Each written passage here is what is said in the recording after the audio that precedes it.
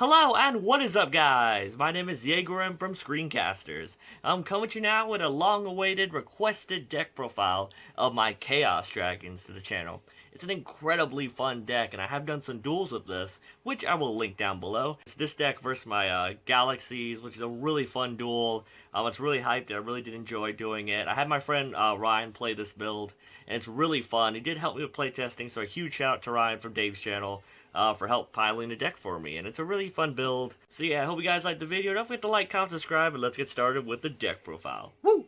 As always, we're doing one Red MD and one BLS, the standard big guys of the deck, but this time one Chaos Sorcerer. Chaos Sorcerer isn't as needed now. The banishing is really good, but he does target, which is very unfortunate. He's a dark target for Lord Darkness and banishing with Light Pulsar. But he's not really needed as much right now, and you'll understand it a lot more as you go through the deck profile. 3 Light Pulsar, the best card of the deck. I am thinking about cutting him to 2 though, because he can be a dead draw at times. If Light Pulsar is in your graveyard, you can discard a light and a dark from your hand to the graveyard to bring him back.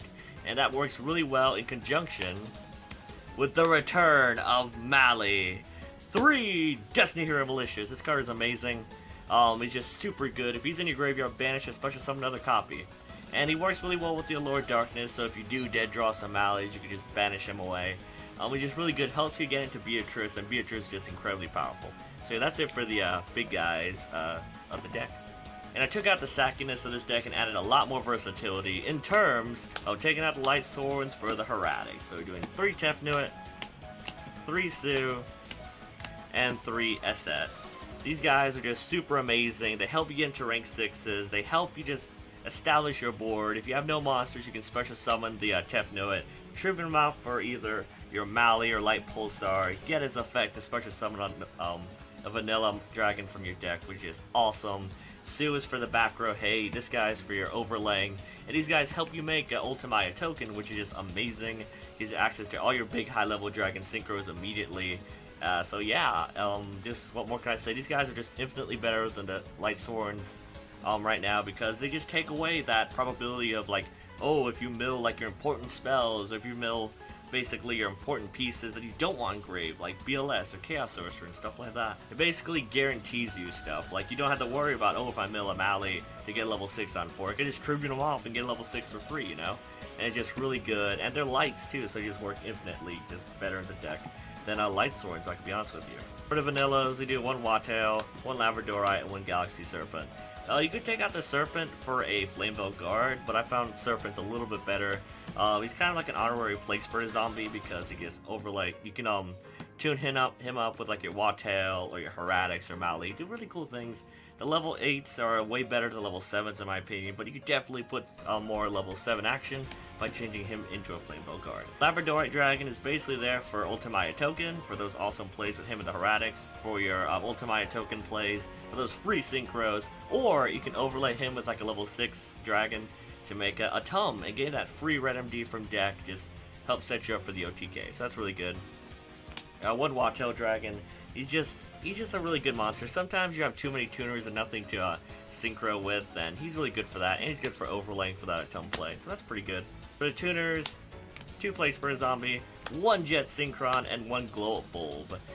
Basically 2 and 2. Basically for Bane. Bane, if he does battle damage, you can special summon a tuner from your graveyard, and 1 for deck with the same level, so these guys kind of help with that. I kind of like these a little bit more, because even though Jet Synchron does get banished, you have a little bit more plays and more versatility with the 7s. Like, the level 8 synchros are a lot stronger, but the level 7 synchros have more versatility in what they can do.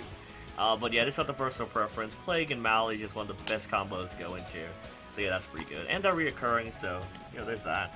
And last, the main deck monsters, we can finally play Triple Maxi. This deck aims and thrives at going second, and that's what Maxi is made to do. If you go second with this deck and you draw that Maxi, if you gotta play, you kind of win, because your opponent's going to try and overextend. Everything in the meta tries to overextend, and this will stop them. Every rogue deck, every single deck in this game, special summons at least some way, unless it's like some troll Exodia deck or something, but you know what I mean. Maxi is just MVP right now, and since this deck is basically essential to go second, it's just a no-brainer to play this. And since we aren't running Brazening, since we aren't running Monster Gate, and since we have no Light Swords in this deck, Maxi is just awesome now. So that's it for the monsters. So we're running 3 Heretic Seal Convocation is a really good card, especially if you're going second. Activating this, and you have another Heretic in hand, you could activate this, search Tef Nuit, special Tef Nuit, true it off for a Heretic, and just go off from there. It's pretty good, mandatory at 3. 2 Twin Twister, it's a very good card, especially for discarding your Mali or your tuners, or even like Pulsar to get your play started. Just a really good card, good for that back row. 1 Soul Charge, Soul Charge in this deck is just really good. Getting everything back and making some unbreakable boards is pretty good. 1 Raigeki for the board wipe, 1 Foolish Burial to get what you need, like the Mali or the tuner. It's really good. 1 Burial for place for a zombie. For other things, for Jet Synchron, just a really good card. Good for like recursion plays and stuff like that. 1 for 1. You can have 2 targets, but a discard's pretty good for Mali. Special Summoning for deck's really good, so there's that. 1 Allure Darkness. I was trying out 2, wasn't consistent enough. But 1 is still pretty good. You have a decent amount of darks, not too many though. So getting those draws and banishing those extra Malis is really good. And I wanted this to pop up in the duels, but it didn't. But it's a tech of mine. It's DDR, Different Dimension Reincarnation. Basically, you discard 1 card from your hand to the graveyard, target 1 of your banished monsters, and special summon it. This combos really well with the Mali and anything you banish for like Pulsar or Chaos Sorcerer to get a free monster, and you know, in theory it's working pretty good at 1, but at 2 I feel like it's pretty cloggy. You banish enough on this deck so it just makes sense. So that's it for the main deck. On the extra deck. 1 Crimson Dragon, Ultimaya token. This card is actually incredibly easy to make in this deck. Basically almost all your extra deck synchro monsters are dragons, so you can bring about basically any of them, and then if you bring out, like, for example, your Scarlight, you can use 1 of your level 1 tuners or place for a zombie to go into, like, Abyss or Bane. It's a lot of cool things you can do with that. It's a really good card, and you have a lot of, basically enough spells to set to make his effect live. So that's pretty good. He's really easy to make with the Heretics and Labradorite Dragon. 1 Odd-Eyes Meteor Burst is just a really good card. A lot of people are maining hand traps. That Speedward Manko is pretty annoying, right? Right, Ryan? But this is a really good card. I love it. The fact that your opponent cannot activate monster effects during battle phase is reason enough to play it. You know, Battle Fade or those random annoying hand traps for battle, Gores, Dragodia, stuff like that.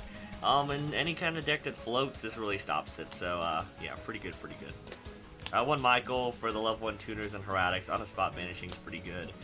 For the Ghost Brigade, 1 Black Rose, 1 Clearwing, and 1 Scarlight. I do not own a Crystal Wing, but when I get one, I'll probably take out a card for it.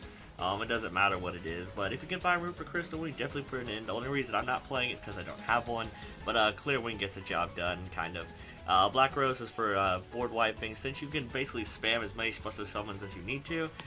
Using level 1 tuner and Heretic to get this off is no problem. Especially if you got Light Pulsar on field with this up and Red MD Engrave. You special summon the Black Rose, destroy your Light Pulsar and everything else on the field. Red MD comes back, Red MD brings back Light Pulsar, and just loop with that. It's pretty good. For a lot of big monsters, Clear Wing's a must, and Scarlight is for that burn damage for game. 1 Stardust Dragon, 1 Void Ogre, and 1 Omega, rounding out to level 8. You go into level 8s more, because of Galaxy Serpent and the Plague Spurt Zombie, you could try out taking out the Galaxy Serpent for Flamvell Guard, so you go into more level 7s, but I feel like the 8 route was a little bit more beneficial for the deck. But yeah, Stardust Dragon's really good. You can make some really unbreakable boards with a Soul Charge. However, most of them are easily breaked with Dark Hole and Raigeki, so Stardust is one of the best ways around that. You go empty-handed so often, especially with the Plague Spurt and Mali combo. Void Ogre just really good. And you can bring them out with your Ultimaya token, in case your Hot Red Dragon Scarlight gets destroyed already. You can tune up your tuners with him, basically as an honorary Scarlight to go into your bigger dragons, you'll see in a few minutes. But yeah, and Cypher Omega, probably one of the best cards in the deck. I still love my Orica, she's beautiful, but it's a really good card. Sniping from hand, returning your banished stuff, which is really good. So last, the big dragon synchros, 1 Abyss and 1 Bane. These guys are amazing, you can make them so easily in this deck, and the best part is Bane. When you tribute a monster, you can bring back Hot Red Dragon for your graveyard. And the best part about that, since it says tributing, you could activate your Heretic effects if you tribute them off. So that's pretty good. Yeah, not much to say. That's some weird synergy with the deck. You can make these guys incredibly easy in the deck. They're just a crime not to run, you know? Especially in this build. For XYZs, we're just doing 3. 1 Atom, 1 M7, and 1 Beatrice. I was thinking about a Gaia Dragon, but in testing, this guy's came up a lot more. Dante, Pilgrim of the Burning Abyss. The thing about Atom is that, yes, if you use the effect, you can't attack. So it's logical to put a Gaia Dragon on top and, you know, get him to be able to attack and get piercing. But since you are running the Heretics, you could just tribute them off for like Sue or like Nebthet, just tribute them and then get their effects, you know, stuff like that. I mean, it's a possibility. Help extend your boards, but you can try taking out a card in extra deck for a Gaia Dragon. I will not hold it against you, just the extra deck is very tight right now. But yeah, Dante has come up a lot, especially Pilgrim. Beatrice is just such a great card for Mali, for Light Pulsar Dragon, for your tuners, because they all work in the graveyard. She's basically a really big target, very easy to make, and when she gets destroyed, it's nice for her to float to something really powerful. And he can't be targeted, and he's got a basically strong attack, so that's pretty good. And M7, bouncing that red MD you got from a Tum is super great, banishing the Tum for the red MD, and just going off from there is awesome. So yeah, that's it for the Chaos Dragon deck profile, guys. Hope you guys enjoyed it. This is an amazing build, and I hope you guys like it. This would not be possible if it was not for you guys. You guys did the voting. You guys want to see the Chaos Dragon deck first, and I'm here to deliver. Coming up next is going to be the Galaxy deck profile. This deck actually won against in the mighty duels of Aizen versus Pain. If you have not seen it, I will link it down below. It's really awesome. Thank you all who voted and wanted to see Chaos Dragons first. I do appreciate it. And don't worry, the Galaxy deck profile is coming up right soon. So, hope you guys like it. Got any questions, please comment down below. I greatly appreciate it. Don't forget to like the video, comment the video, and subscribe to this channel, which is ScreenCasterz, for more epic and amazing videos similar to this one. Once again, my name is Yugioh from ScreenCasterz. I am signing out. See you guys. Hurry up. Oh, give me my son.